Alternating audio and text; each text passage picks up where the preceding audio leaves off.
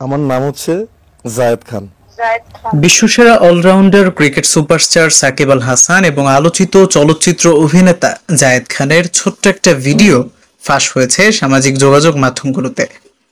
ফাঁস হওয়া ভিডিওতে তাদের দুজনকে প্রথমবারের মতো একসঙ্গে দেখা গিয়েছে। মাত্র 4 সেকেন্ডের এই ভিডিওটিতে দেখা গেছে সাকিব আল হাসান সুইমিং পুলের পানিতে তাচ্ছিল্যের সঙ্গে একটি মোবাইল ফোন ছুঁড়ে ফেলেছেন। অভিব্যক্তি দেখে মনে হচ্ছে মোবাইল ফোনটি আলোচিত অভিনেতা জায়েদ খান। ভিডিওর পারিপার্শ্বিক পরিবেশ দেখে ধারণা করা হচ্ছে এটি একটি শুটিং এর অংশ হতে পারে।